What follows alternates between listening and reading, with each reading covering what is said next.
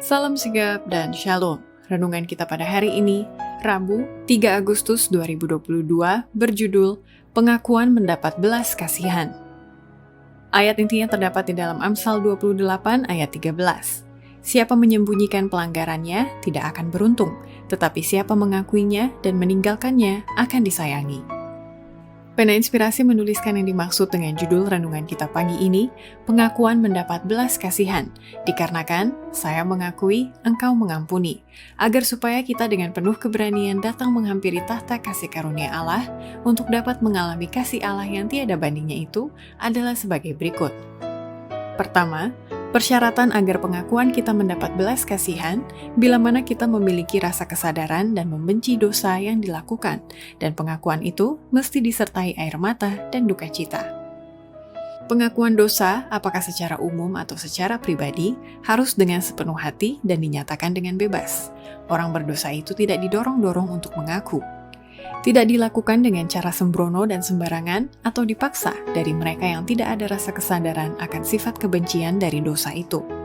Pengakuan yang disertai air mata dan duka cita, yaitu pencurahan jiwa yang paling dalam, menemukan jalan menuju Allah yang tidak terbatas belas kasihannya. Kata pemazmur, Tuhan itu dekat kepada orang yang patah hati dan Ia menyelamatkan orang yang remuk jiwanya.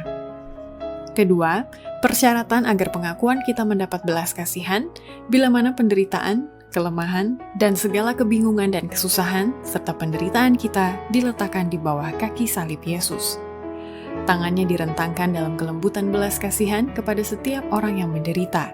Mereka yang menderita paling banyak mendapat simpatinya dan belas kasihannya paling banyak.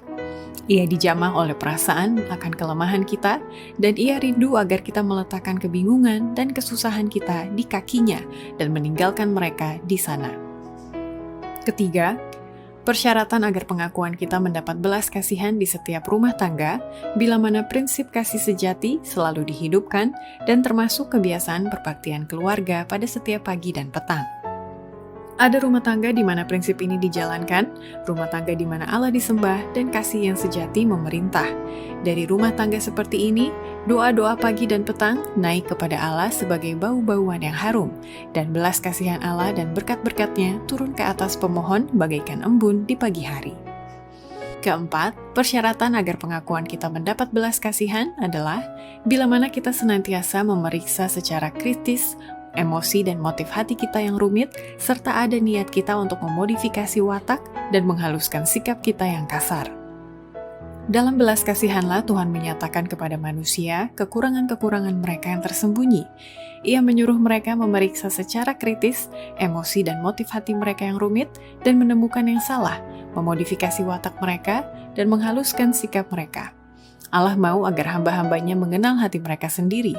Untuk mengetahui watak mereka yang sebenarnya, Ia mengizinkan api kesusahan dan penderitaan melanda mereka supaya mereka dimurnikan. Demikianlah renungan kita pada hari ini. Kiranya Tuhan memberkati kita semua.